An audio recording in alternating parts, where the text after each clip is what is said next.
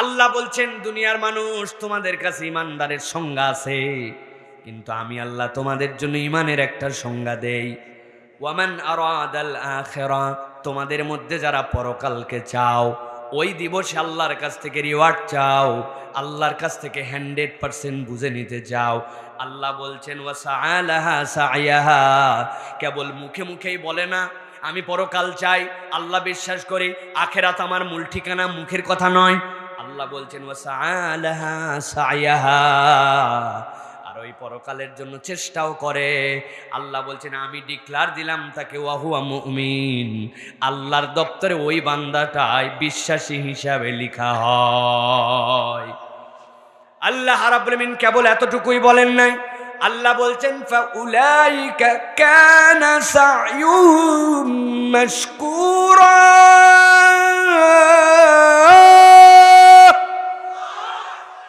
আল্লাহ বলছেন তারা যে এই পরকালমুখী জীবন চালায় আর কেবল বিশ্বাস করেই থাকে না, প্রচেষ্টাও করে এর জন্য, আমি আল্লাহ রাব্বুল আলামিন বললাম ফাউলাইকা কানা সাইয়ুহুম মাশকুরা, তারা যেই চেষ্টাটা করে আল্লাহর কাছে এটা একটা প্রশংসিত উদ্যোগ।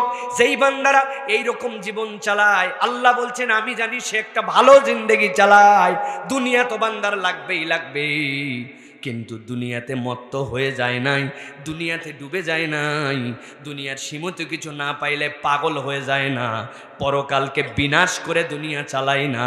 আল্লাহ বলছেন যারা এই প্রচেষ্টাটা করে, আমি আল্লাহ নিজে সার্টিফিকেট দিচ্ছি মাশকুরা, তাদের এই চেষ্টাটা আল্লাহর কাছে বড় বেশি দামি। সুবহানাল্লাহ। কেবল এতটুকুই নয়, আল্লাহ রাব্বুল আলামিন বলছেন কুল্লান নুমিদ্দু হাউলাই ওয়া হাউলাই মিন আতাই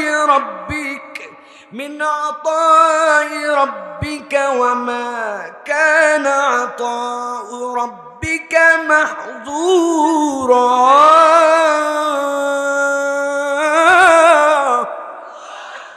আল্লাহ বলছেন দুনিয়ার মানুষ এদিক ওদিক যেদিকেই তুমি যাও, জেনে রাখো আমি রব্বুল আলামিন বললাম আমি আল্লাহ তোমাকে যেইটা দেই ওইটার থেকে বেশি তোমাকে কেউ দিতে পারবে না। আর যারা পরকালমুখী জিন্দেগি পালন করবে, দুনিয়ায় যদি তারা কিছু কমও পেয়ে থাকে, আমি আল্লাহ বললাম ওয়া কানা আতাউ রাব্বিকা মাহযুরা, তোমার রবের দেওয়াটাই এমন বেশি এমন বেশি, তোমার মাথায় তোমার রবের দেওয়াটা বোধের জায়গাতে আনতে পারবে না। সুবহানাল্লাহ। এই মাহজুরার ব্যাখ্যা করেছেন মুফাসসিরিনে কেরাম, এই মাহজুরা বাড়িতে দেওয়া, এর মানে বরকতের দেওয়া। সুবহানাল্লাহ। বরকত ভিন্ন জিনিস, বহু জায়গায় বলেছি বরকত ভিন্ন জিনিস। 1000 কোটি টাকার মালিক কোটি টাকার বাড়িতে, লক্ষ টাকার খাটে, হাজার হাজার টাকার তোষকের উপরে শুয়ে তরপায়, ঘুম আসে না, আছে না?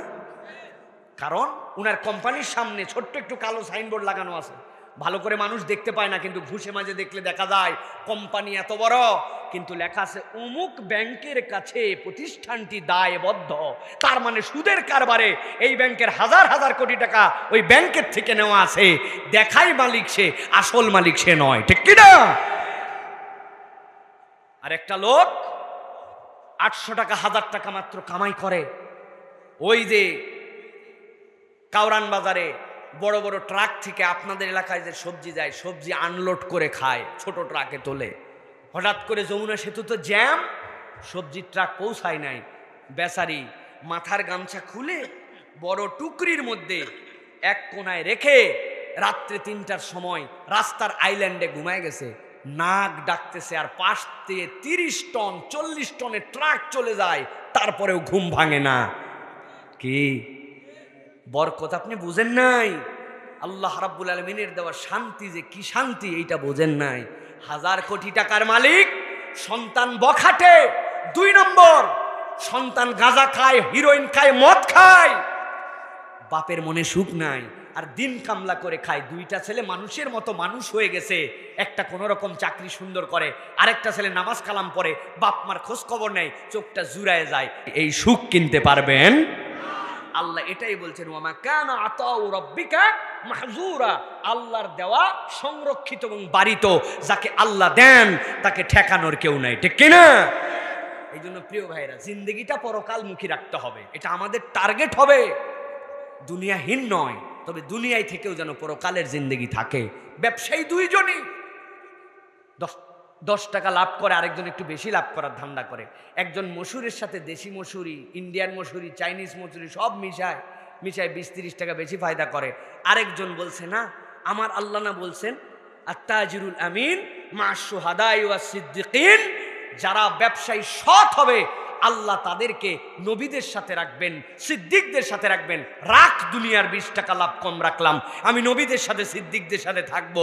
ওর জিন্দগিটা পরকালমুখী, আর এইটা দুনিয়াও বরবাদ আখেরাতও বরবাদ, ঠিক কিনা?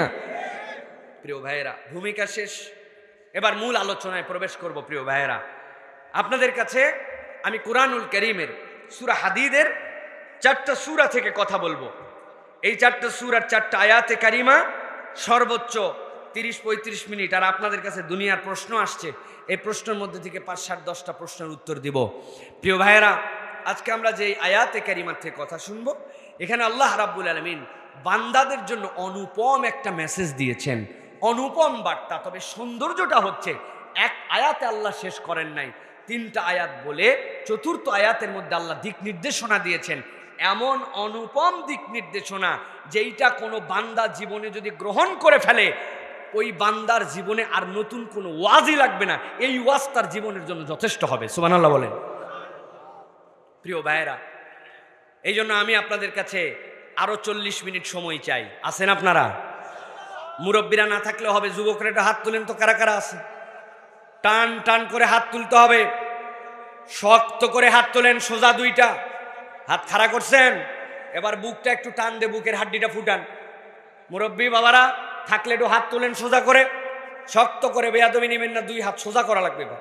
হাত এইরকম না, বহুত দিন হাত সোজা করেন না। হাত সোজা মানে এইরকম সোজা, আমার মতো সোজা। বুক টান দেন, ডানে বামে নড়াচড়া দেন, দিছেন নড়াচড়া, কোমরটা নড়ান, খালি হাত নড়াইন না, পিছনে দেন হাত, সামনে দেন, এদিক ওদিক দেন, দিয়ে হাত সোজা। এবার সোজা করেন, নিচ থেকে সোজা করেন, একবারে সোজা করছেন। এবার আল্লাহর নামে একটা তাকবীর দিয়া আমরা আলোচনা শুরু করতে চাই। রাজি আছেন আপনারা? যারা পারবেন তারা গলাটা একটু পরিষ্কার করেন। গলা পরিষ্কার হয়নি, ভালো করে ভালো করে দিছেন ইনশাআল্লাহ। দেখি এবার একটা তাকবীর হবে ইনশাআল্লাহ। হাতগুলা বুক বরাবর নামায় নেন, এই বরাবর। আমি যখন লিল্লাহে তাকবীর বলবো, হাত দুটো উপর দিকে ছুড়ে দিবেন। রাজি তো ইনশাআল্লাহ? যুবকেরা দুষ্টামি করে দেন, আবার সামনে মারো না, সামনে মারলে দায়িত্ব আমার না, উপর দিকে শুধু। রেডি ইনশাআল্লাহ? আল্লাহর নাম উচ্চকিত কণ্ঠে বলতে চাই, এমন ভাবে বলতে চাই যেরকম করে আল্লাহর নাম আগে কখনো বলি নাই। রাজি ইনশাআল্লাহ? দেখি একটা তাকবীর দেন। লিল্লাহে তাকবীর, লিল্লাহে তাকবীর। আল কোরআনের আলো,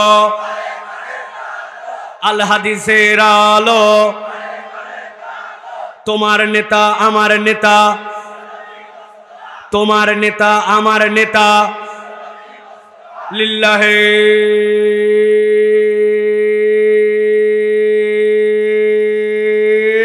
তাকবীর।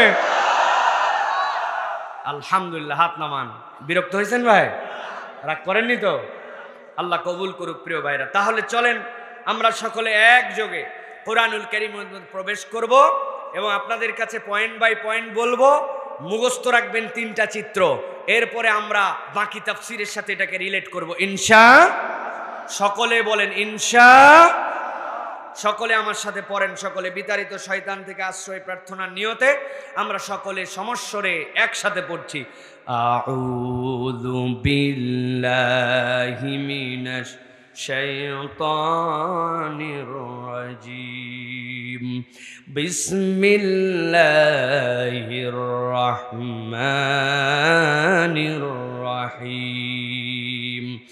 يوم ترى المؤمنين والمؤمنات يسعى نورهم بين أيديهم وبأيمانهم بشراكم اليوم جنات। আল্লাহ রাব্বুল আলামিন সূরা হাদীদের মধ্যে বলছেন, প্রথম একটা চিত্রের কথা ভালো করে গভীর মনোযোগে কান লাগান। আল্লাহ রাব্বুল আমিন বলছেন, হে নবী, কিয়ামত যেদিন হবে আপনি ওই দিন একটা চিত্র দেখবেন। এইটা বলার কারণ, কিয়ামতের আগে দুনিয়াতে আপনি একটা ভিন্ন চিত্র দেখে গেছেন। ইসলাম যখন প্রথম প্রচার করতে নবীজি শুরু করলেন, মুমিনদের উপর কি অত্যাচার, কি কষ্ট, কি স্টিম রোলার। মক্কায় যারা দুর্বল চিত্তের বেঈমান ছিল তারা পর্যন্ত সহ্য করতে পারে নাই, কেননা এর আগ পর্যন্ত অনেক ধরনের শাস্তি দেখেছে তারা। কিন্তু মক্কার বালিকাময় জমিনে, যেখানে তপ্ত বালি 50 ডিগ্রি সেন্টিগ্রেডে এক একটা বালুর কোনা যেন লোহার কোনা, আগুনের কোনা, ওইটার মধ্যে কাউকে শোয়ায় যে রাখা যায়, আবার তার বুকের উপরে যে পাথর চাপায় দেওয়া যায়, এইটা তারা দেখে নাই। আগুন জ্বালানোর পরে আগুন নিভায়া কয়লা, ওই কয়লার উপরে কাউকে শোয়ায় রেখে যে 4 হাত পা চারিদিক দিয়ে বেঁধে দেওয়া যায়, এইটা মক্কার লোক কখনো দেখে নাই। মক্কার লোক দেখে নাই কোনো একটা উট, যেই উটটাকে বশীভূত করে রাখার জন্য আমাদের এলাকায় গরুর নাকের মধ্যে যেরকম নথ পরায় দেয়, উটের মধ্যেও পরায়, কিন্তু ওই নথ যদি একবার খুলে দেওয়া হয় ওই উট পাগল হয়ে যায়। এই রকম নথ খুলে দিয়ে ওই উটের পায়ের সাথে বেলালের মতো ব্যক্তিকে বেঁধে দিয়া মক্কার এবড়ো থেবড়ো ভূমিতে দৌড়ায় নিয়ে যাওয়া যায়। এই দৃশ্য দেখে নাই। হযরতে সুমাইয়া এসেছেন, আসার পরে আবু জেহেল জিজ্ঞাসা করছে, তুমি নাকি একাই নও, তোমার স্বামী, তোমার সন্তান সপরিবারে ঈমান আনছ মুহাম্মদের উপরে, এই বেটি এই কাজ করলি কেন? সাথে সাথে হযরত সুমাইয়া উল্টা ঝাড়ি দিয়ে বলছে, তোমার বাপের খায়ে দায়ে করি নাই, আমার স্বামীরটা আমার বাপের টাকা ঈমান আনছি, তোর কি? বলতে দেরি, হাতের মধ্যে বর্ষা ছিল, মেরে দিয়েছে। খানায় কাবার চত্বরে সুমাইয়া রাদিয়াল্লাহু তাআলা আনহা লজ্জাস্থান ভেদ করে বেরিয়ে গেছে। ইসলামের জন্য প্রথম শহীদ হয়েছেন। অনেক অত্যাচার দেখেছে, কিন্তু মক্কার লোক এরকম অত্যাচার দেখে নাই। আমার নবী সাল্লাল্লাহু আলাইহি সাল্লাম কষ্টে থাকতেন এইগুলা দৃশ্য দেখে। আল্লাহ রাব্বুল আমিন বলছেন, হে রাসূল, ওই দিন আসবে একদিন কিয়ামতের দিবসে, সেদিন আপনি একটা ভিন্ন দৃশ্য দেখবেন। কি দৃশ্য? আল্লাহ বলছেন, ইয়াউমা তারাল মুমিনিনা ওয়াল মুমিনাতি ইয়াসআ নূরুহুম বাইনা আইদিহিম ওয়া বিআইমানিহিম। আল্লাহ বলছেন, নবী আপনি সেই দিন দেখতে পাবেন ইমানদার পুরুষ, ইমানদার নারী, আপনি দেখবেন তাদের ডান থেকে আর তাদের সামনে থেকে আল্লাহ দুইটা আলো বের করে দিয়েছেন।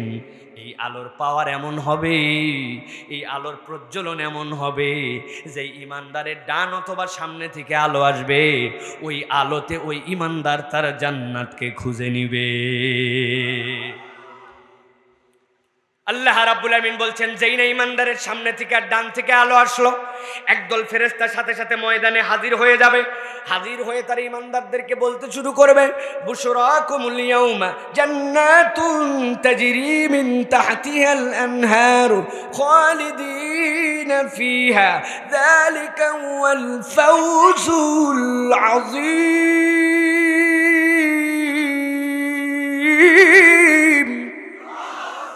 আল্লাহ বলবেন, সাথে সাথে ওই ইমানদারদেরকে ফেরেশতারা আসবে, গভীর মনোযোগ, আসার পরে বলবে, তোমাদের জন্য 3টা শুভ সংবাদ। কয়টা? বুশরাকুমুল ইয়াউম, আজকে আলোওয়ালারা তোমাদের জন্য 1 নম্বর খবর, আল্লাহ তোমাদেরকে জান্নাত দিয়েছেন। আর আল্লাহ বলে দিয়েছেন এই জান্নাতটা দুনিয়ার মতো নয়। দুনিয়ায় মাটির উপর দিয়ে চলেছ, অথবা পানি অথবা হাওয়াই পথে, কিন্তু আল্লাহ জান্নাতে যাওয়ার পরে নহর 1 বচন না হারান, 2 বচন আনহার জমাই তাকসির, 3-এর অধিক যা কিছু, এর সংখ্যা আল্লাহ জানান নাই।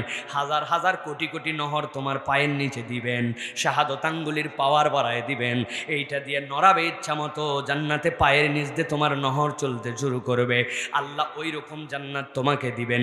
আর 3 নম্বর, খালিদিনা ফিহা, একবার জান্নাতে ঢোকার রাস্তা আছে, আল্লাহ কোনোদিন আর এই জান্নাত থেকে তোমাকে বের করবেন না।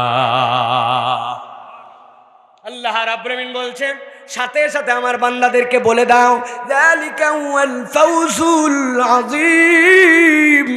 দুনিয়ার মানুষ ছোট্ট একটুখানি আগে দোকান, যে অন্যের দোকানে কাজ করছে, এখন সম্পদ জড়ো করে করে নিজেই একটা দোকানের মালিক হয়ে গেছে। আগে মানুষের জমিতে কাজ করতো, এখন নিজের একটু জমি হয়েছে। 2টা বাচ্চা হয়তো এখন পড়ালেখা করে শিক্ষিত হয়েছে, ও মনে করছে আমি সফল কাম। আল্লাহ বলছেন, এইগুলো একটাও প্রকৃত সফলতার মানদণ্ড নয়।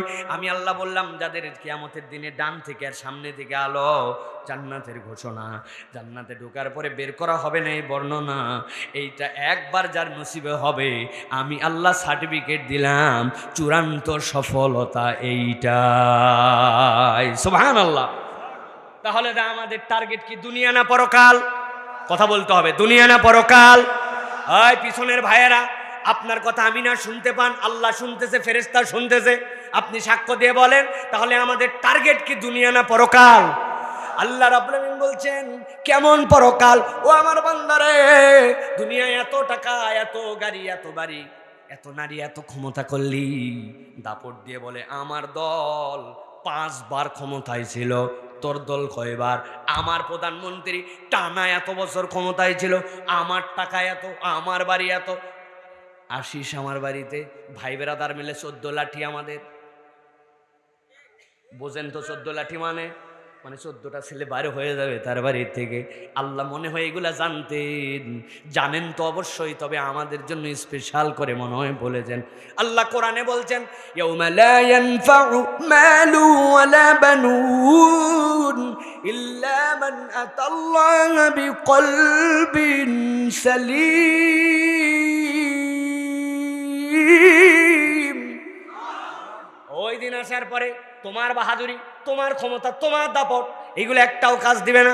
তোমার কত সেনাবাহিনী ছিল, তোমার কত সম্পদ ছিল, আল্লাহ বলছেন এগুলা কাজ দিবে না। কাজ দেবে একমাত্র তুমি যদি আল্লাহর জন্য নিজের হৃদয়কে সমর্পিত করে প্রকৃত মুসলমান হয়ে আসতে পারো। তোমার এই মুসলমান অন্তর তোমাকে ওই দিন বিজয়ী বানায় দিবে। তাহলে আমাদের মূল টার্গেট দুনিয়া নয়, আমাদের মূল টার্গেট হচ্ছে আখিরাত। ঠিক না?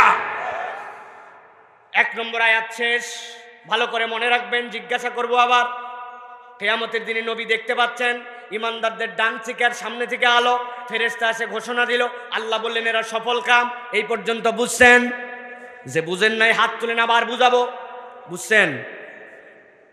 এবার চলেন দ্বিতীয় আয়াতে কারিমার মধ্যে যাই। আল্লাহ রাব্বুল আমিন বলছেন রাসূল, যেই ময়দানের মধ্যে ইমানদাররা ডান থেকে আলো পাইল, সামনে থেকে আলো পাইল, ওই ময়দানে আপনি আরো 2টা শ্রেণীকে এবার দেখতে পাবেন ঘুরঘুর করে ঘুরে বেড়ায়। কারা?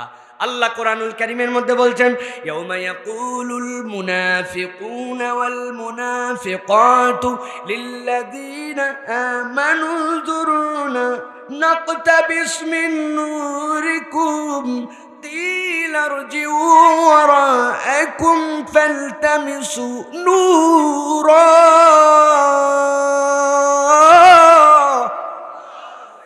আল্লাহ বলছেন ইমানদাররা যেখানে আলো পাইল, একই ময়দানে মুনাফিক পুরুষ আর মুনাফিক নারীরা আসছে। আসার পরে ইমানদারদেরকে বলতেছে, ওই ইমানদারেরা উনজুরুনা, একটু দাঁড়াও।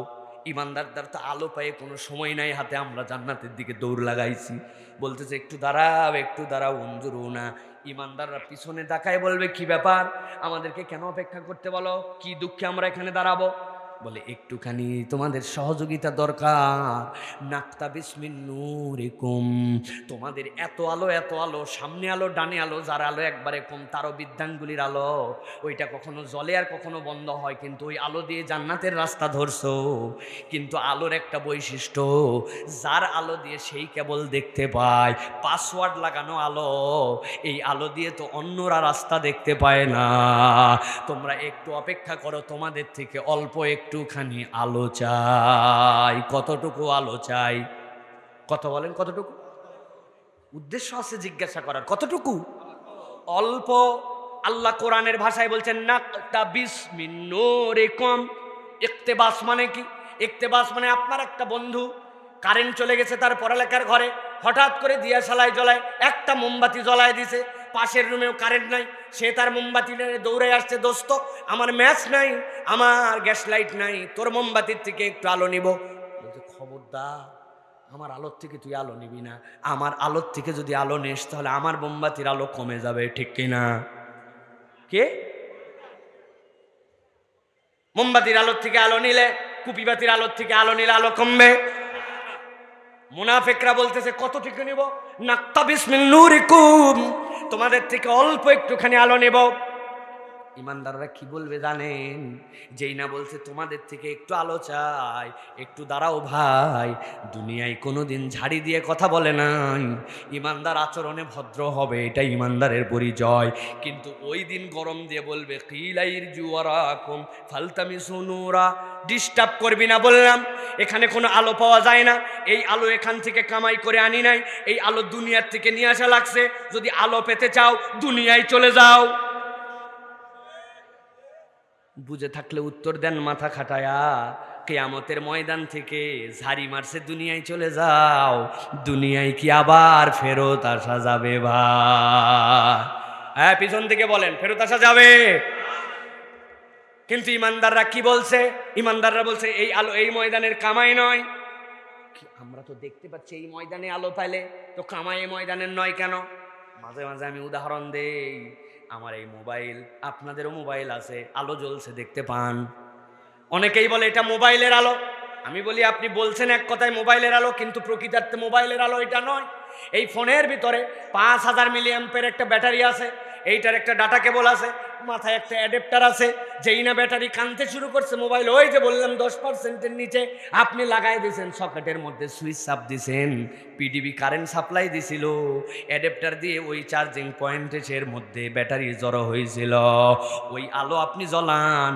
এখন যদি বলেন এই আলো এখানকার, আসলে এই আলো এখানকার নয়, এই আলো আপনার ঘরের মধ্যে বিদ্যুতের থেকে নিয়ে আসা, ঠিক না?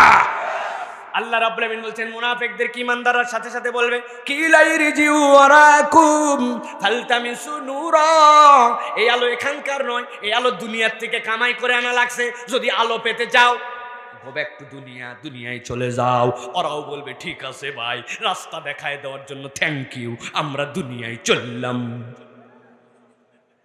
তাই দুনিয়ায় ফেরত আসা যাবে, যাবে যাবে যাবে যাবে। 2 আয়াত শেষ। প্রথম আয়াতে কি বলছি মনে করেন, নিজে নিজে ভেবে নেন, ইমানদারদের আলো টালোর ফাংশন। দ্বিতীয় আয়াতের মধ্যে মুনাফিকরা এসে আলো চায়, ইমানদাররা বলছে দুনিয়ায় চলে যাবে, আলো এখানে নয়। কিন্তু মুনাফিকের দল তো জানে দুনিয়ায় আলো আনার জন্য আর যাওয়ার কোনো সুযোগ নাই। ওরা যতই বকাবকি করুক না কেন, দুনিয়ায় ভাব নিছে, কিন্তু আজকে উপায় নাই। আলো নিতে হলে এদের থেকেই আলো নেওয়া লাগবে, নইলে বিপদের বাজার, ঠিক না? দুনিয়ায় মুনাফিক কাকে বলে সংজ্ঞা জানেন আপনারা? সহজ বাংলায় বলে দেই, বগুড়ার ভাষায় মুনাফিকের সংজ্ঞা, ভিতরে ইসলাম পছন্দ করে না, আলেম ওলামা ভাল লাগে না, কোরআন হাদিস ভাল লাগে না, কিন্তু সমাজের সাথে চলার জন্য মুসলমানদের সাথে তালগোল দিয়ে চলা লাগে, আছে না? মাহফিলের দাওয়াত দিয়ে বলছেন একটু খরচপাতি দেন, এই মাহফিলে নয় খরচ নেয় নাই, কিন্তু ওই কাছে যেয়ে বলছেন একটু খরচ দেন। কবে মাহফিল, 1.5 তারিখ সব শুনে নিছে, নেওয়ার পরে বলছে ঠিক আছে 500 টাকা নিয়ে যাও। 500 টাকা নিয়ে বিদায় হওয়ার সাথে সাথে হ্যালো লাগাইছে, অমুক জায়গায় এই তারিখে অমুক বক্তা নিয়ে আসবে, কোন দলের রে, কার রে, কি উদ্দেশ্যে মাহফিল করছে দেখ তো কোনোভাবে বন্ধ করা যায় কিনা। উপরে দেয় 500, ভিতরে দেয় মাহফিল বন্ধ করার ধোকা। এইরকম মুনাফিক মার্কা মুসলমান আছে কিনা? আমার আল্লাহ রাব্বুল আমিন বলছে যেই না ইমানদাররা বলবে কিলা ইরজি ওয়ারাকুম ফালতামিসু নূরা, যাও দুনিয়ার থেকে আলো নিয়ে আসো, যাওয়ার তো উপায় নাই, তাদের জন্য আর কোনো উপায় নাই। তখন তারা ডিস্টার্ব করতে শুরু করবে ইমানদারদেরকে, ও ভাই দুনিয়ায় যাওয়া যাবে না, একটু আলো দাও, একটু আলো দাও। আল্লাহ বলছেন দুনিয়ার বুকেই মুনাফিক আর মুসলমানদেরকে একসাথে রেখেছিলাম, মুজরিম আর মুসলিম মুসলিহদেরকে একসাথে রেখেছিলাম, কিন্তু কিয়ামতের ওই ময়দানে আল্লাহ আর ইমানদারদেরকে ডিস্টার্ব হতে দিবেন না। আল্লাহ বলছেন সাথে সাথে তৃতীয় একটা দৃশ্যের অবতারণা হবে। আল্লাহ কোরআনুল কারীমের মধ্যে বলছেন ফাদুরিবা বাইনাহুম বিসুরিল্লাহু বাব বাতিনুহু ফীহির রাহমা ওয়া যাহিরুহু মিন কিবালিহিল আযাব। যেইনা মুনাফিকের দল ইমানদারদেরকে খালি বলবে আলো দাও আলো দাও, ডিস্টার্ব, সাথে সাথে আল্লাহ ফেরেশতাদেরকে দিয়ে একটা পর্দা নামায় দিবেন। পর্দাটা বড় আজীব পর্দা, উপর থেকে নিচ পর্যন্ত নেমে আলাদা করে দিয়েছে, কিন্তু এপার থেকে ওপার দেখা যায়, এপার থেকে ওপার শোনা যায়। আর ওই পর্দার মধ্যে আল্লাহ বলছেন একটা দরজাও আছে, ওই দরজার হুরকা, ওই দরজার খিল্লাটি, ওই দরজার তালাচাবি দেওয়ার সিস্টেমটা ইমানদারদের দিকে। চাইলে আমি খুলতে পারি না পারি। আল্লাহ বলছেন বাতিনুহু ফীহির রাহমা ওয়া যাহিরুহু মিন কিবালিহিল আযাব। আল্লাহ ওই পর্দার ভিতরে ইমানদারদেরকে রেখে ভিতরে সুখ আর শান্তি, আর জাস্ট একটা পর্দা, ওর বাহিরেই যেই মুনাফিকরা ইমানদারদেরকে ডিস্টার্ব করে বলতেছিল আলো দাও আলো দাও, আল্লাহ বলছেন ওই বাহির দিকটাতে কষ্ট আর কষ্ট। আল্লাহু আকবার। অনেক সময় দেখবেন আপনি সিরাজগঞ্জ রোডের মাথায় গেছেন, 40 ডিগ্রি তাপমাত্রা, ছাতা ধরে আছেন মাথায়, সহ্য করা যায় না, গা জ্বলে পুড়ে যায়। এমন সময় সামনে দিয়ে নাবিলের বাস, এসআরের বাস, হানিফের বাস, এসি বাস চলে যাচ্ছে। আপনি দেখলেন কিরে, এখানে গরমের গরম, আর ওই বাসের গায়ের দিয়ে শীতকালে যেরকম ঘামে থাকে ওরকম ঘামে, উল্টা উপর দিয়ে পানি পড়তেছে। বাহিরে 40 আর ভিতরে সুপারভাইজারকে যাত্রী বলতেছে একটা কম্বল দাও। একটা মাত্র কাঁচের পর্দা, ভিতরে শান্তি আর বাহিরে কষ্ট।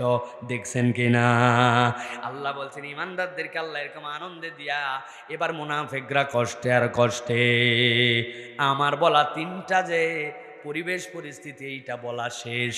মাথার মধ্যে আবার গুছায় নেন। 1 নম্বর ইমানদারেরা, 2 নম্বর মুনাফিকদের অবস্থা আলোচায়, 3 নম্বরে ওই মানুষগুলা যখন ডিস্টার্ব করে আল্লাহ পর্দা দিয়ে ইমানদারদেরকে শান্তি, আর মুনাফিকদেরকে সেইখানেই দুর্ভোগের ব্যবস্থা করে দিয়েছেন।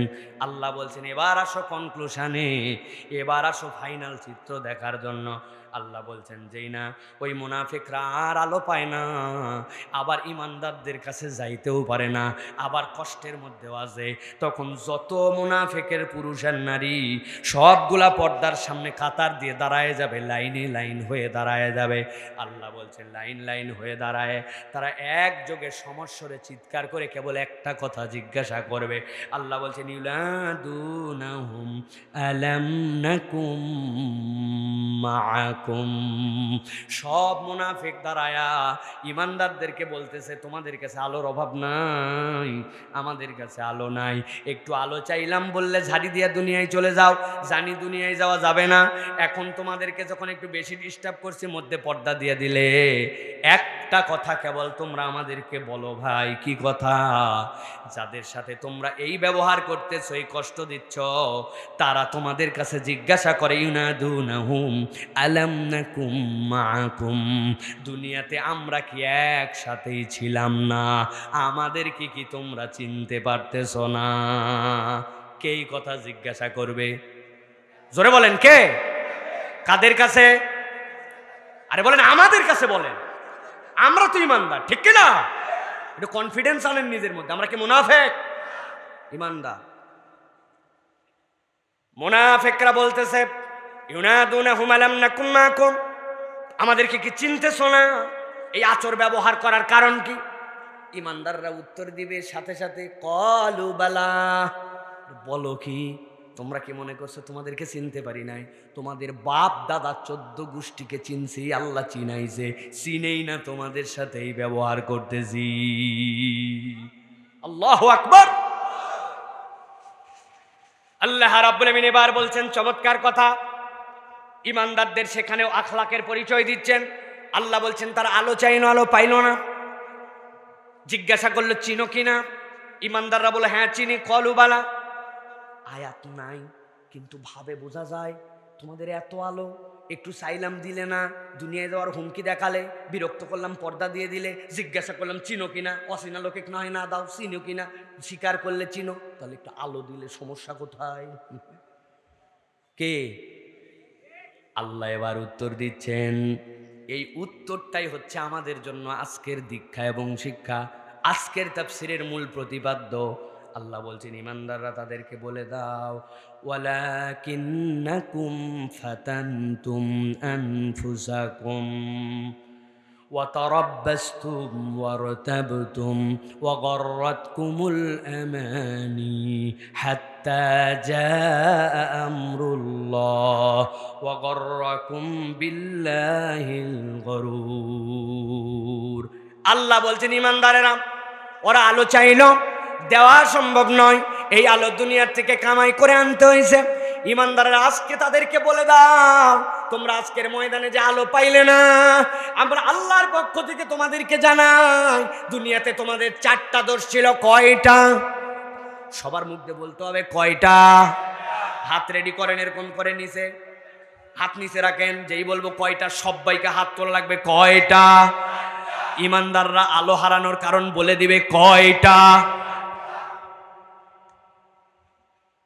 এই 4টা বলার জন্য আবার 30 মিনিট লাগবে। বলবো বলবো আপনারা বললে বলবো। আপনারা সংসদে দেখছেন না ভাই, টাইম পিটিশন করে স্পিকাররা টাইম বাড়ায় দেয়, ঠিক না ভাই?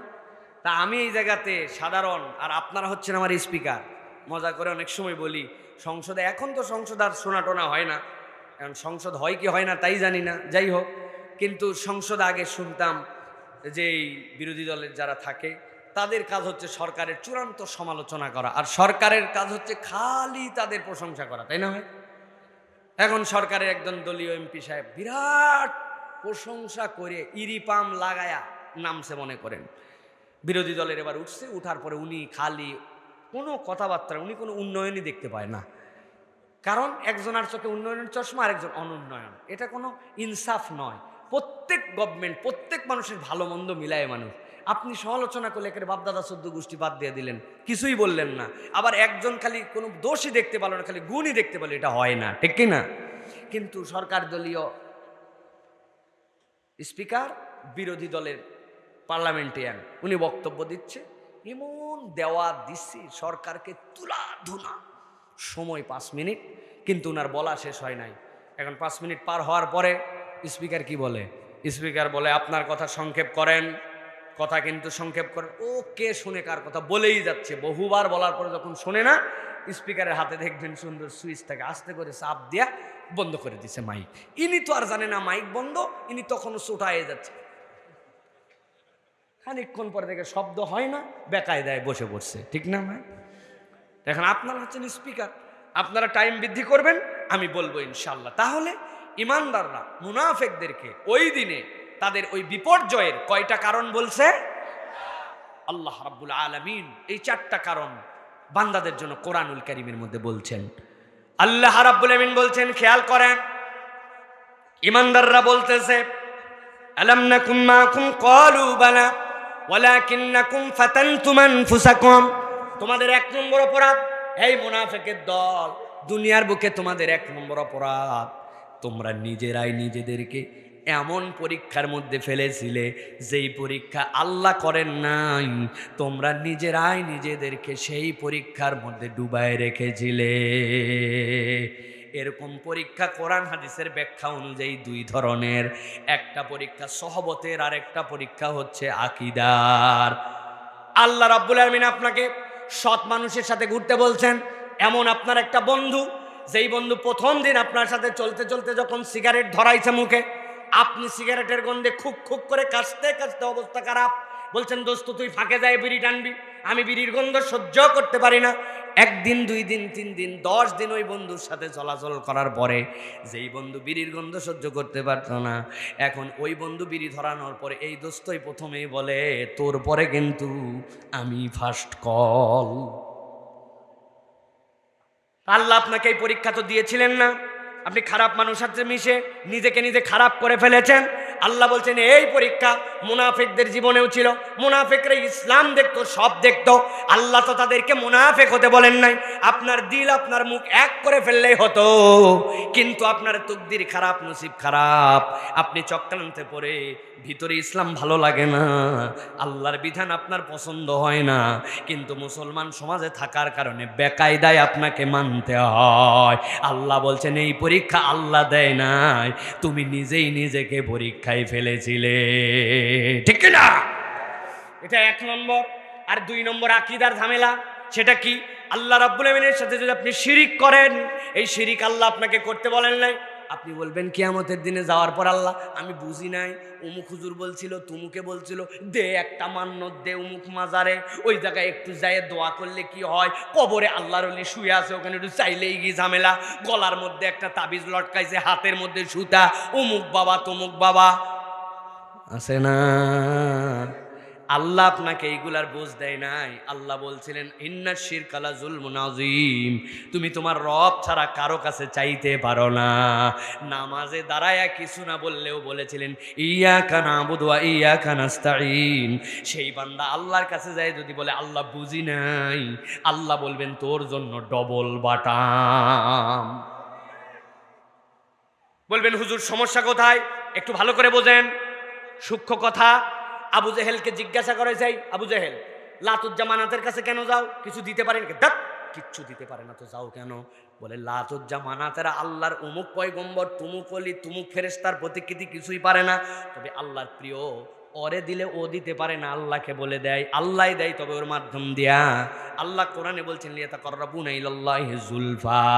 আল্লাহ বলছেন এই ঈমানের কারণে, ভায়া মাধ্যম দিয়ে চাওয়ার কারণে ও মুশরিক। তাহলে সে যদি শিরিক করে এ আমলে, তাহলে আপনি কেমন করে বলেন অমুক বড় আল্লাহর ওলি, উনি কিছু দিতে পারে না, খাজা বাবা কিছু দিতে পারে না, কিন্তু উনার মাজারে বললে উনি খুশি হয়, উনি আল্লাহকে বললে আল্লাহ সন্তান দেয়, তবে খাজা বাবার দ্বারা। এই ঈমান যদি আপনার থাকে, আপনার ঈমান আর আবু জেহেলের ঈমানে কোনো পার্থক্য নাই। বলবেন হুজুর বুঝি নাই, আমাদের এলাকায় অমুক বুজুর্গ ছিল, উনি আমারে ভুল বুঝাইছে। আমি আপনার একটা কথা ভালো করে পরিষ্কার করে বলে দেই, শিরিকের মামলায় বুঝি নাই কথা চলবে না, ভুল করে করলেও মাপ নাই। বুঝেন নাই আপনি বুঝাই দেই। আপনার এলাকার এক লোকের কাশি হয়েছে, এতই কাশি, বলছে সিরাজগঞ্জ মেডিকেল বগুড়া, যদিও কিন্তু এদিক থেকে কাছে, তুই চলে যা। ডাক্তার দেখায়, ডাক্তার বলছে কয়দিন পরে পরীক্ষা হবে, তো আপাতত একটা সিরাপ দিলাম, 2 চামচ করে খাবেন। উনি বলছেন মূর্খ মানুষ ডাক্তার সাহেব, বুঝবো কেমনে? আরে বুদ্ধি আছে। প্যাকেটের গায়ে 3 দাগ, কোনা কাটে দিছে, খাওয়ার পরে খাবেন 1 চামচ করে, বুঝছেন এখন ক্লিয়ার। বাড়িতে আসার পরে ওষুধ খায়, ওষুধ খেয়ে জালনার উপরে রাখে, জালনার উপরে ওষুধ রেখে দিছে। হঠাৎ করে সকালবেলা তার সন্তান সিমের খ্যাত, বেগুনের খ্যাত, পোকা লাগছে, একটু ইন্ডিল স্প্রে করছে, করে ইন্ডিলের বোতলটা নিয়ে এসে ওই ওষুধের পাশেই রাখছে। সকালে বাপের ওষুধ খাওয়া লাগবে, বাড়িতে একটা ছোট মেয়ে আছে 7 বছর বয়স, বলে আম্মা দেখ তো আমার ওষুধটা আছে, জানিস নাকি? বলে হ্যাঁ জানি। ছোট বাচ্চা কথা শোনার জম, বড় হলে কথা শোনে না, ঠিক কিনা? কথা শোনার জম আমি জানি ভাই, কে ইসা কথা। আমার তো 3 মেয়ে, আমার এক বাড়ির মধ্যে 3 বার ঢোকা লাগে। বলে কি জন্য? ডাক দিছি বাইরে, দৌড়ে আসছে মেজোটা, এসে দরজা খুলে দিছে, বাকি 2 জনের মন খারাপ। ওর মা বলছে এই মন খারাপ করে কতক্ষণ থাকবে, এরা তুমি আবার বাড়াও। আবার ডাক দেই, এবার ছোটটা খুলছে, আবার বাড়াও।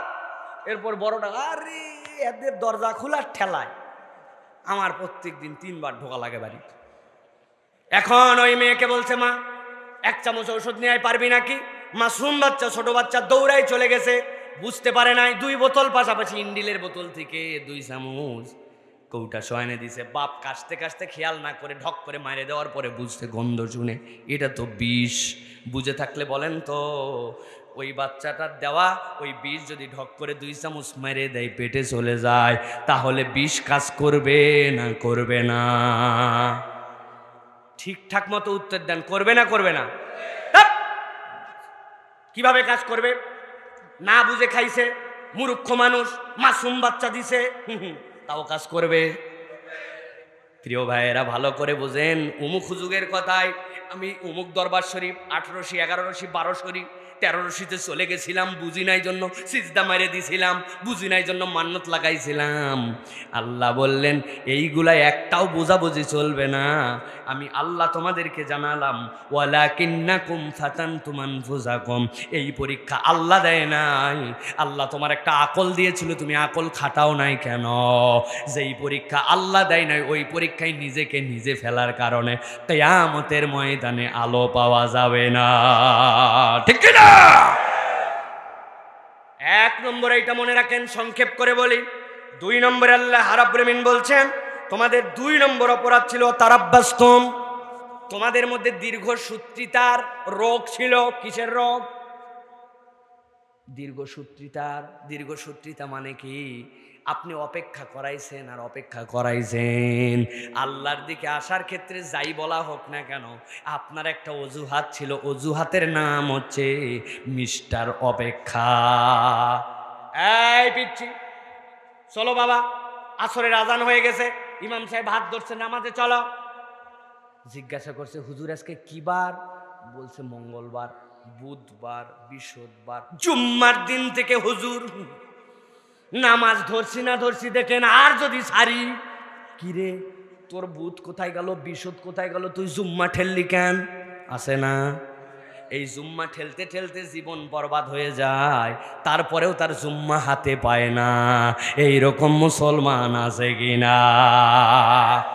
বাবারে নামাজ ধরে পেল হুজুর এইবার রমজান থেকে, দেখেন এই যে রোজার সাথে নামাজ ধরব ইনশাআল্লাহ। উনার ইনশাআল্লাহ 3 চিল্লা হয়েছে, তা উনার নামাজ ধরা হয় নাই। আছে কিনা? শত শত মানুষ আমাদের জীবনে আছে, খালি ঠেলি আর ঠেলি, ঠেলি আর ঠেলি। ভাইরে মুখের দাড়িটাই নাই কেন? একটু নানা হয়ে নেই, তারপরে থমুনি কেন?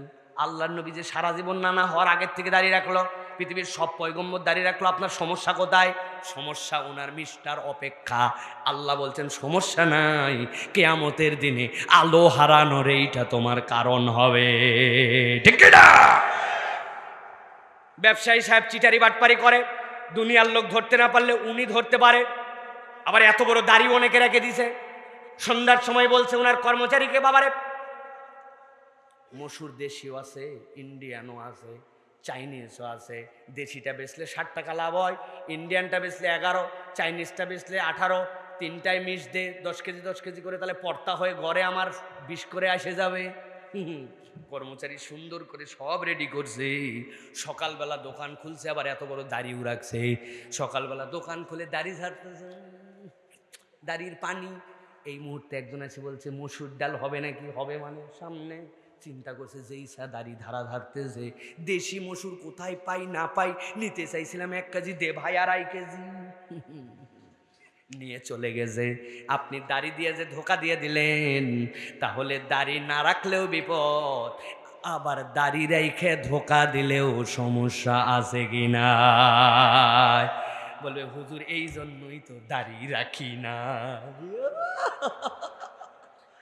কি আরাম, তাই না ভাই? ভালো করে বোঝেন, মাথা খাটান, ভালো করে বোঝেন। আল্লাহ রাব্বুল আলামিন তারাব্বাসতুম, ও বান্দা তুমি অপেক্ষা করেছিলে, এই অপেক্ষার আরেকটা ব্যাখ্যা। দুনিয়াতে আপনার আসার জন্য সিরিয়াল আছে ভাই, আপনার যাওয়ার সিরিয়াল নাই। কোন সময় আল্লাহর পক্ষ থেকে ডাক এসে যাবে কেউ বলতে পারে না। ওই দিনের প্রস্তুতি আমার হাতে আছে কিনা একটু ভাবেন ঠান্ডা মাথায়। হজে যাও না কেন? বলে এখনো মেয়ে বিয়ে দিতে পারি নাই, তবে নিয়ত আছে হজে যাওয়ার পরে, আসার পরে ব্যবসাপাতি সব বাদ দিয়ে দিব, আল্লাহর ওলি হয়ে যাব। কি ব্যাপার? আপনার হজ যদি ফরজ হয়, তাহলে আপনি মেয়ের বিয়ের যদি কজ দেখান, তাহলে আপনার নামাজও ফরজ, হজও ফরজ। আপনার জন্য রোজাও ফরজ, হজও ফরজ। তাহলে আপনি নামাজও আপাতত বাদ দেন, রোজাও আপাতত বাদ দেন, মেয়ে বিয়ে দেওয়ার পরে নামাজও ধরেন, রোজাও ধরেন, হজও করেন। যুক্তি না অযৌক্তিক? যুক্তির। কিন্তু আপনি আল্লাহর সাথে অপেক্ষা করাইছেন, ঠেলছেন আর ঠেলছেন। এই নামাজ ধরবো, এই ভালো পথে আসবো, এই সুৎসু ভালো ছেলেদের সাথে মিশবো, এই সকল বখাটেদের সাথে তো ঘুরতে দেখি। এদেরকে আর গরম করে লাভ নাই, একটা বছরই তো আছে, আর ক্লাস 10 পাস করার পরে ঢাকা চলে যাব কলেজে, এগুলো বন্ধু বান্ধব সব বাদ। কিন্তু আপনি জানেন না ওই 1 বছরে আপনার লাইফে এমন ক্ষতি হবে, আল্লাহর দিকে আসতে আপনি যে অপেক্ষা করছেন, এই কারণে কিয়ামতের দিনে আপনার আলো হারায় ফেলতে হতে পারে। ঠিক কি না? মসজিদে আসার পরে আপনি টাকনুর উপরে কাপড় তোলেন, অথচ আল্লাহর নবী বলে গেলেন মাসফালা মিনাল কাবাইনি ইজারি ফিন্নার, তোর টাকনুর নিচে তা জাহান্নামে, তা টাকনুর নিচে যায় জাহান্নামে তা। মানতে পারলেন না আপনি, আপনি ভাবতেছেন আমাকে আনস্মার্ট লাগে। বলেন তো ভাই, বুদ্ধি খাটায় বলেন তো ভাই, আল্লাহর নবী যা করে গেছেন সেইটা দুনিয়ার সবচেয়ে শ্রেষ্ঠ, এই স্বীকারোক্তি আপনি দেন কিনা? যদি দেন তাহলে ঠিক আছে, আর যদি মনে করেন না নবীর সময় চলতো এখন পারা যায় না অতটা, অথবা ওইটা আনস্মার্ট এইটা স্মার্ট আমারটা স্মার্ট, আপনার ঈমান চলে যাবে। কেননা আল্লাহ নবীর ব্যাপার আল্লাহ বলেছেন ইন্নাকা লাআলা খুলুকিন আযীম, তার থেকে সুন্দর চরিত্রের কাউকে দেওয়া হয় নাই। আর আপনি যদি তার উপরে কাউকে হাত মারেন, তাহলে আপনার কিন্তু বাঁচার উপায় নাই। ঠিক না? তাহলে ভালো করে উত্তর দেন আলোচনার আলোকে। আল্লাহর বিধান ইনশাল্লাহ আগামীকালকের থেকে মানতে শুরু করব, ঠিক তো? ভুল, আজকের থেকে আবার ইনশাল্লাহ গেছেন।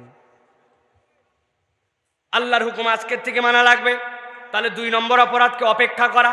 আমরা আর কোনো কিছুকে অপেক্ষা করাবো না, আল্লাহর হুকুম জানছি আর মানছি, রাজি তো ইনশাআল্লাহ? এবার 3 নম্বরে চলেন। আল্লাহ রাব্বুল আলামিন বলছেন 3 নম্বর তোমাদের দোষ, ওয়ালাকিন্নাকুম ফাতানতুম আনফুসাকুম ওয়া তারাব্বাসতুম ওয়ারতাবতুম। আজকে যে ও মুনাফিকের দল আলো চাও, দুনিয়ায় যে খেদায় দিলাম, আলো যে নাই বললাম, 3 নম্বর অপরাধ তোমাদের, তোমরা আল্লাহর বিধিবিধান নিয়ে সন্দেহ করতে। কি করত? কথা বলতে হবে, কি করত? এবার প্রশ্ন করব, দাঁড়ানো বসানো উঠা, যে যেখানে আছেন সেখান থেকে উত্তর দেন। আমরা কি আল্লাহর কোনো বিধিবিধানকে সন্দেহ করি? সবাইকে উত্তর দিতে হবে, একটা মুখ খুলে দাঁড়ায় দাঁড়া আছেন। আল্লাহর কোনো বিধিবিধানকে আমরা সন্দেহ করে? জোরে বলেন, করে। ইচ্ছা করে জোরে বলাই নিছি, এখন একটু হিসাব মিলাবো। যেহেতু আমরা সবাই বলছি আল্লাহর বিধান সন্দেহ করি না, একটু মিলাই দেখি তো এবার করি না করি না, দেখবো। এবার দেখবো আপনাদের এলাকায় বিয়ে শাদী তো নিশ্চয় হয়। ইসলাম বিয়ের মধ্যে 3টা বিধান দিছে। একটা বিধান হচ্ছে ইসলামের বিয়ের মধ্যে ইজাব আর কবুল আছে। 2 নম্বর বিয়ের মধ্যে দেনমোহর আছে। 3 নম্বরে আল্লাহ নবী বলছেন আল আউলিম ওয়ালাউ বিশাতিন, একটা ছাগল দিয়ে হলেও সুযোগ থাকলে ওলিমার অনুষ্ঠান করো, ওইটা ছেলের বাড়িতে। ইসলামের বিয়ে ইজাব কবুল দেনমোহর আর এই ওলিমা দিয়ে শেষ, আর কিচ্ছু নাই। কিন্তু আপনার এলাকায়, আমাদের এলাকায় বিয়ের 2 দিন আগে হলুদ, 3 দিন আগে মেহেদি, আর 7 দিন আগের থেকে ডিস্টি ডিস্টি ডিস্টি ডিস্টি ডিস্টি ডিস্টি ডিস্টি ডিস্টি আসেনি। জোরে বলেন আছে। ডেক বাজানোর ঠেলায় অস্থির, ডেক বাজাচ্ছে যে এটা ওটা হাজি বাড়ির বিয়ে। হাজি সাহেব মসজিদে একজন ধরছে, হাজি সাহেব কি ব্যাপার এত গান বাজনা কেন? বলছে বাবা বেশি কথা বলিস না তো, মানুষের জীবনে একবারই বিয়ে হয়, মানুষজন একটু বাচ্চা কাচ্চার আনন্দ ফুর্তি করবেই, আছে না? তার মানে হাজি সাহেবও আল্লাহর বিধান নিয়ে খুশি হতে পারে নাই। উনার ধারণা আল্লাহ যতটুকু আনন্দ দিয়েছিল ফুলফিল হয় নাই। আল্লাহর আনন্দের উপরে আরেকটা আনন্দের জন্য হারাম গান বাজনাও করা লাগে। তাহলে বুঝে থাকেন তো, এই কথা বলেন যে এই কাজ করে প্রকাশ্যে মুখে না বললেও সে আল্লাহর বিধানে সন্দেহ করে কিনা? করে। আবার হাজি সাহেব টেকনিকের মধ্যে আসছে, বলছে আপনার বিয়েতে কিছু লাগবে কিনা? বলে বিয়ে সাহেব হজ করে আসছে, উনার কাছে বলেন জামাইদের সাথে কথা বলেন। উনি হলো বাজে কথার মধ্যে উনি নাই, আল্লাহ ওনার কিসের অভাব দিছে? জামাইরা কিছু দেওয়া টোয়া লাগবে নাকি? না না না, কিচ্ছু দেওয়া লাগবে না। তবে আপনাদের মেয়ে দেওয়ার পরে ঢাকায় যাবে, ওইখানে থাকবে। ওই অবস্থায় যদি আপনার একটা বড় মনিটর দেন, টিভি, আপনার মেয়ে দেখবে। বড় ফ্রিজ যদি দেন, আমাদের এলাকার গুড়া মাছ, দেশি মাছ, নদীর মাছ, এগুলো ধরে পাঠালে ওখানে আপনার মেয়েরাই রাখবে। ইয়ামাহা এফজেডএস একটা যদি দেন, আমাদের ছেলের কোনো দরকার আছে নাই, আপনার মেয়েকে নিয়ে বিকালে একটু ঘুরলো ফিরলো, এগুলো দিলে আপনারা দিলেন। বলছে বুঝে ফেলছে আপনাদের কোনো চাহিদা নাই। এইরকম কৌশল করে যৌতুক খাওয়া আছে কিনা?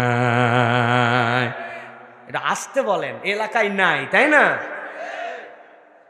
আমি সব জায়গায় বলি, শুয়োর চিনেন? শুয়োর, শুয়োরের গু দেখছেন? দেখেননি, আন্দাজে সবাই শুয়োরের গু তো দেখবে, আন্দাজে শুয়োর কম। তবে আপনি শুয়োর, ওই শুয়োরের গু ঘিয়ের মধ্যে ভাইজে গরম ভাত দিয়ে সকালবেলা খাইয়ে ফেলবেন। নাউজুবিল্লাহ, মানুষ মানতে পারে শুয়োরের গু ঘিয়ের মধ্যে ভাইজে গরম ভাত দিয়ে? ভাই আপনি ভুল করে খেয়ে ফেলছেন। পরের দিন সকাল আল্লাহর কাছে তওবা করছেন, আল্লাহ আমি তোমার লাহমাল খিনজির নিষেধ ছিল, ভুল করে খাইছি, আল্লাহ আমাকে মাফ করে দাও, জীবনে খাবো না। আল্লাহ 1 মুহূর্ত দেরি করবেন, আপনাকে মাফ করে দিবে। কিন্তু ভাই আপনি যদি যৌতুক খান, আপনি যদি কৌশলে খান আর যেমনে খান, আপনি খানায় খাবার চত্বরে যাই যদি হাউমাউ করে কান্দে, বন্যাও তুলে ফেলেন চোখের পানিতে, আল্লাহ মাফ করবে না। কেননা আপনি বান্দার হক নষ্ট করছেন, আল্লাহর হুকুম ত্যাগ করেছেন, একটা মেয়ের পরিবারকে আপনি অনইসলামিক একটা কালচারে বাধ্য করেছেন। আপনি এগুলো সব ফিরাই দিয়ে মাপ চাইয়ার পরে আল্লাহর কাছে তওবা করলে মাপ আছে, নচেত মাপ নাই। মুসলমান যারা যৌতুক খায় বুঝে থাকলে বলেন তারা উপরে উপরে বলতেছে আল্লাহর বিধানে সন্দেহ নাই, কিন্তু এদের হৃদয়ে কি এইটার সাক্ষ্য প্রমাণ বহন করে?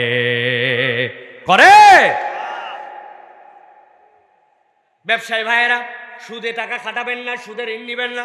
বলে হুজুর সেগুলো আগের যুগ পার হয়েছে, এখন সুদ ছাড়া চলে না। তাই না ভাই? সুদ ছাড়া চলা সম্ভব? মুরব্বী এখন করেন কি? বলে আমি অবসর, তবে একটু টাকা টাকা খাটাই। কি খাটায়? এক লোক বিপদে পড়ে যায়, বলছেন চাচা 1000 টাকা দেন। হাতে টাকা নেই। চাচা দেন চাচা, বড় বিপদে আছে, বাচ্চারে ডাক্তার দেন। বললাম হাতে টাকা নাই। খানিকক্ষণ পরে বলছে চাচা 1000 টাকা কেমনি নিব নাকি, আজকে জুম্মাবার, আগামী মঙ্গলবার আল্লাহ বাঁচায় রাখলে 1250 টাকা দিব। বলছে বেকুব কোথাকার, মানুষের হাতের টাকা থাকে নাকি বাড়ির চল।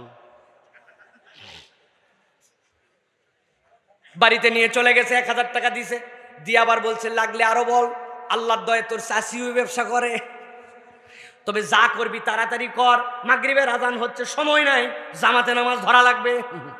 আসরের নামাজ পড়ে সুদে টাকা লাগায় মাগরিবের নামাজ ধরতে যায়। এই রকম মুসলমান আছে কি নয়? আপনি একটু আগে চিৎকার করে বললেন আমরা কেউ আল্লাহর বিধান অস্বীকার করি না। তো এখন আপনি তো আল্লাহর বিধানে যদি স্যাটিসফাইড হতেন, তাহলে তো আপনি কখনো সুদে টাকা লাগাতেন না, সুদের টাকা হাওলাত নিতেন না, ঠিক না? আল্লাহ বলছেন সমস্যা নাই, ওয়ালাকিন্নাকুম, আমি আল্লাহ তোমাদের জন্য জানাই দিলাম, ফাতানতুম আনফুসাকুম ওয়ারতাবতুম ওয়া তারাব্বাসতুম ওয়ারতাবতুম, তুমি আল্লাহর বিধানে বুঝে না বুঝে পণ্ডিতি করছিলা। আজকে সমস্যা বেশি কিছু নয়, আলো পাবে না। আর যার জীবনে আলো নাই তার জাহান্নাম ছাড়া যাওয়ার জায়গা নাই, ঠিক না?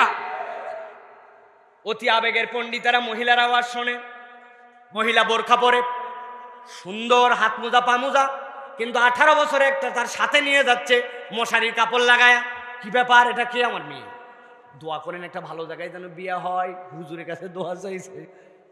আপনার জন্য 50 বছর বয়স, কিছু পর্দার বিধান হালকা হয়ে যেতে পারে, হাত মোজা না হলেও আপনার চলতে পারে, পা মোজা না হলেও, কিন্তু আপনার মেয়ের এখন বয়সকাল, তার জন্য পর্দা বিশাল ফরজ।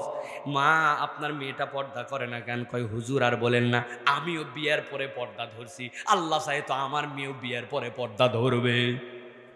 আছে না ভাই, আছে না?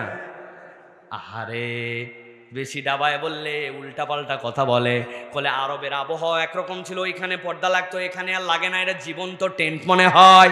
আল্লাহর কোনো বিধানকে নিয়ে যদি আপনি টিটকারি করেন, ফাজলামি করেন, আল্লাহর কোনো বিধানকে নিয়ে আপনি আপনার মতের চিন্তায় মনে করেন আমার চিন্তায় ধরে না জন্য আমি করি না, ভালো করে জেনে রাখেন এই আয়াতে কারিমা অনুযায়ী আপনার ঈমান চলে যেতে পারে, আপনি মুনাফিক হয়ে যেতে পারেন। আর কিয়ামতের দিনে যাওয়ার পরে কিন্তু আলো নিশ্চিত হারাবেন। তাহলে আজকের থেকে একটা পয়েন্টে আপনাকে একমত হতে হবে, আমার মাথায় ধরুক চাই না ধরুক, আমার আকলে আসুক বা না আসুক, আল্লাহর বিধান যেইটা ওইটাই চিরসত্য, ওইটার উপরে কোনো কথাবার্তা নাই, ঠিক কিনা? রাজি তো আপনারা প্রিয় ভাইয়েরা? রাজি ইনশাআল্লাহ? সর্বশেষ আজকের আলোচনার সর্বশেষ পয়েন্ট ভালো করে খেয়াল করেন। আল্লাহ রাব্বুল আমিন বলছেন, এরপরে ইমানদাররা 4 নম্বর কারণ বলবে, তারা বলবে ওয়াগররাতকুমুল আমানি হাত্তা জামরুল্লাহি ওয়াগররাকুম বিল্লাহিল গরুর।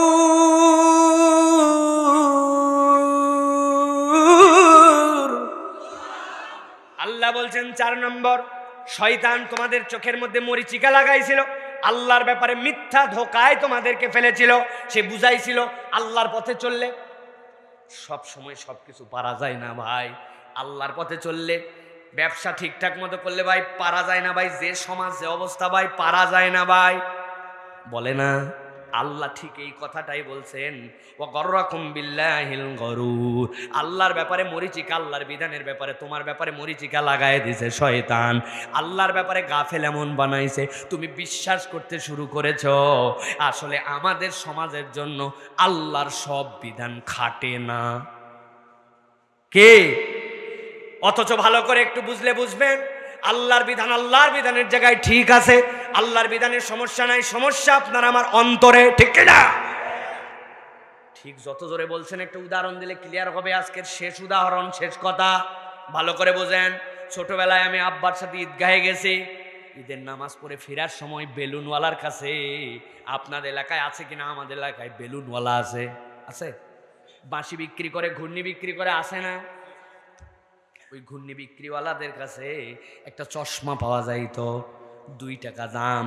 সুন্দর করে তালের পাতা দিয়ে গোল করে সামনে দিকে অথবা কাগজ দিয়ে গোল করে, সামনে লাল সামনে হলুদ, এর পেপার লাগায়া পিছন দিকে একটা গার্ডার, ওই গার্ডার দিয়ে স্টেপলার লাগাই দিয়েছে, আস্তে করে চশমা পরে পিছন দিকে টান দেওয়ায় আটকায় দেওয়া লাগতো। দেখছেন আপনারা?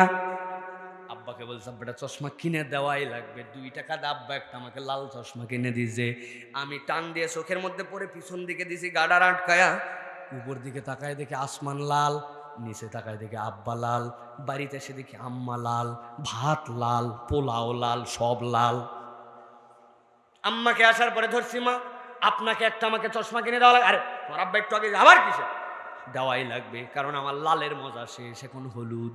2 টাকা দিয়ে একটা চশমা কিনে যেই না চোখে দিয়েছি, আসমানে তাকাই দেখি আসমান হলুদ, আম্মা হলুদ, আব্বা হলুদ, ভাত হলুদ, বেড হলুদ, দেওয়াল হলুদ, সব হলুদ, ঠিক কিনা? বুঝে থাকলে এক বাক্যে উত্তর দিবেন মনোযোগের সাথে, আসলে কি আমার আব্বা লাল? ভাত কি হলুদ? আম্মা কি লাল? প্রিয় ভাইরা, আমার চোখ লাল আর আমার চোখ হলুদ। আল্লাহ রাব্বুল আলামিন কোরআনুল কারীমের মধ্যে বলছেন, ওয়াগররাতকুমুল আমানিয়ু হাত্তা জা আমরুল্লাহ ওয়াগররাকুম বিল্লাহিল গরুর। ও দুনিয়ার মানুষ, শয়তান তোমাকে ধোঁকাবাজির মধ্যে ফেলছে। সে আল্লাহর ব্যাপারে মিথ্যা প্রবঞ্চনা, ইসলামের ব্যাপারে তোমাকে ধোঁকা দিছে, তোমারে বুঝাইছে পর্দা করে ঠিক মতো চললে স্মার্ট হওয়া যায় না, আল্লাহর বিধান মানলে ব্যবসা করা যায় না, দুনিয়ার বুকে আল্লাহর হুকুম মেনে চললে আনস্মার্ট বলে, দাড়ি রাখলে দেখতে তোকে ভালো লাগে না। একটাও সমস্যা আল্লাহর বিধানে নয়, সবগুলো আপনার আমার চোখ আর অন্তরের সমস্যা। কেননা আমরা আমাদের হায়াতকে পরকালমুখী করি নাই, দুনিয়ামুখী করছি। আল্লাহ বলছেন সমস্যা নাই, ইমানদারদের কাছে যে বলবে উনজুরুনা নাক্তাবিস মিন নূরিকুম কিলা ইয়ারজু ওয়ারাকুম ফালতামিসু নূরা। সমস্যা একটাই, ইমানদাররা আলো নিয়ে চলবে, আর এই অপরাধ করে দুনিয়া থেকে গেলে তোমার নসিবে আলো জুটবে না, ঠিক কি না? যারা এই মার্কেটের অন্তত পক্ষে ইলেকট্রনিক্সের ব্যবসা করেন, তারা চিন্তা করছেন আলো জুটবে না মানে 15 দিন রিচার্জেবল চার্জ থাকবে, এরকম একটা চার্জার কবরে দিয়ে দিতে বলবো, তাই তো নাকি ভাই? না, এই সকল ধানাই পানাই মার্কা কোনো কথা দিয়া লাভ হবে না প্রিয় ভাইয়েরা। অতএব আমাদের জীবন থেকে এই 4টা সমস্যা দূর করতে হবে। রাজি আছেন ইনশাআল্লাহ? তাহলে আজকে মূল কথা কি বলছি, সামারি করি, প্রশ্ন উত্তর দেবো এরপরে। সামারি হচ্ছে, আমাদের মুমিন সে দুনিয়া লাগবে কিন্তু জিন্দেগিটা হবে পরকালমুখী, ঠিক কিনা ভাই? আমাদের কর্মক্ষেত্র হবে পরকালের ফাঁকে দুনিয়া, দুনিয়ার ফাঁকে ফাঁকে পরকাল নয়। আজান হয়েছে, নামাজ ছাড়া আপনার আর কোনো কাজ নাই, ঠিক কিনা? বালেগ হয়েছেন, আপনার জন্য আল্লাহর বিধান ফরজ হয়ে গেছে, পর্দা ছাড়া মা আপনার কোনো বাঁচার উপায় নাই। অথবা আল্লাহর বিধান এইগুলা পালন করে দুনিয়া হলে আসি, না হলে নাই। অনেকে আমাদের কাছে জিজ্ঞাসা করে, হুজুর দাড়ি রাখলে অমুক প্রতিষ্ঠানে জব হবে না, চাকরি হবে না। আমি বলি, ওয়ামা মিন দাব্বাতিন ফিল আরদি ইল্লা আলাল্লাহি রিজকুহা। আল্লাহ বলছেন, আল্লাহ দুনিয়াতে কোনো প্রাণী পাঠান নাই যার খাদ্যের দায়িত্ব নেন নাই। বেটা, যেই বেটা তোরে দাড়ি কাটাচ্ছে আর চাকরির লোভ দেখাচ্ছে, ও মুসলমান নয়, ও মুনাফিক, ধোঁকাবাজ। ওই রকম প্রতিষ্ঠানে চাকরি করাই তোমার জায়েজ নাই, ঠিক কি না? এটা আপনাকে ইমানে আনতে হবে। একবার এনে ফেলতে পারলে আল্লাহ বলছেন, ওমাইয়াত্তাকিল্লাহ ইয়াজআল লাহু মাখরাজা ওয়া ইয়ারযুকুহু মিন হাইসু লা ইয়াহতাসিব। আল্লাহকে ভয় করলে এমন জায়গাতে খাওয়াবো গুণে শেষ করতে পারবি না। বলছেন কে? জোরে বলেন কে? রাজ্জাক কে? খাওয়াই কে? আল্লাহ। বাস শেষ। দেখি না কি হয়, বাকিটুকু দেখবো ইনশাআল্লাহ। যুবকদের ফুটানি হয়েছে এখন, চাকরি করবে ভাই, চাকর হওয়ার দরকার কি তোমার? তুমি নিজে উদ্যোক্তা হও, তুমি নিজে প্রচেষ্টাকারী হও। লজ্জা নাই কোনো শ্রমের, যে কোনো কাজ তুমি করতে পারো। ইজি বাইক চালাও, কোনো লজ্জা নাই। মানুষের দোকানে কর্মচারী হও, কোনো লজ্জা নাই। দিনের জোগাড়ি হও, তারপরে হারাম পথে চলবো না। আল্লাহর নবী বলছেন দুনিয়ার সর্ব উৎকৃষ্ট কামাই তার, আল কাসিব, সেই কামাইকারী যে নিজে নিজের হাতে কামাই করে। সুবহানাল্লাহ। আর আপনি এগুলোকে ছোট জব ভাবছেন, আপনি এগুলোকে জব ভাবেন না, মুচির কাজকে মুচিগিরি মনে করে ফেলছেন আপনি। জি না, এত সহজ নয়। ইসলাম এই জন্য কাজের সম্মান দিয়েছে। যতদিন পর্যন্ত আপনি কাজের সম্মান না দিবেন, জীবনে কোনোদিন দুনিয়ার মজদুর এক লড়াই করে ফাও আলাপ পারে কোনো লাভ হবে না। আগে আপনাকে কাজের মূল্যায়ন করতে হবে, তবেই আপনি শ্রমিকের মূল্যায়ন করতে পারবেন, ঠিক কিনা?